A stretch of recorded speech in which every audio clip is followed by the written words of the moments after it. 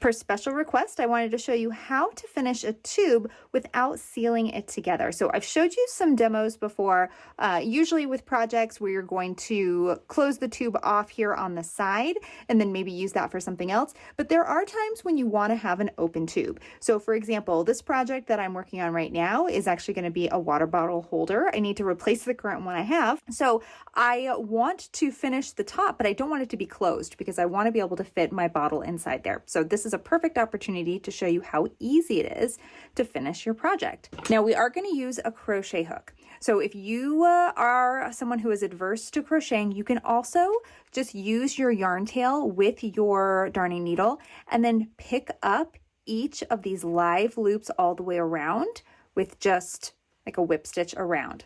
But I'm going to show you the crochet method because it gives it a much cleaner and finished look. And I kept this yarn tail attached to the skein so I would have enough to go around. But if you have to add yarn, you can do that as well. So first thing, we used waste yarn. So always want to clarify, I typically use waste yarn 99% of the time unless I'm just cinching like a small little project. And that is, here's a good reason for that, because it makes it really easy to pick up the live loops and finish them off. So I'm starting at the join. So this is where your first and last pins meet. So this is where we always want to start. It's also where the yarn tail is going to come from. And here in the waste yarn, we can see I need to pick up this live loop. So I'm picking up that one. Then we're going to come over to this side and we're going to pick up this live loop. Now you have a couple of options here because there's so much space between the first and last stitches. There's kind of a gap there.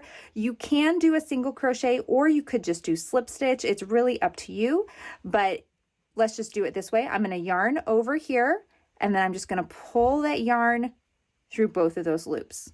Then we're going to go to the next live loop right here and we're going to pick that one up. Take our yarn and yarn over your hook. Pull it through, and then depending on how much stretch you want on your project, this is where you can decide if you just want to continue to pull this loop through, that'll make it a lot tighter, or yarn over and pull through both of them.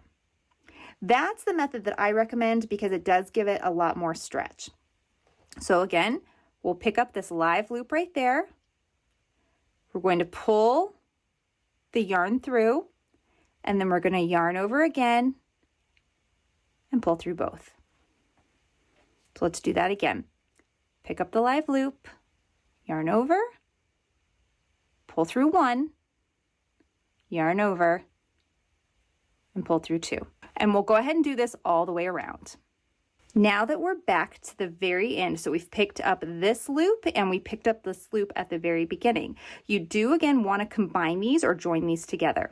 So go through the full stitch. So that will be this front loop here and that loop right there. So we're picking up the full stitch because now we're going to slip stitch these together. So again, we'll yarn over, pull through, and then this time we're actually just going to continue and pull through.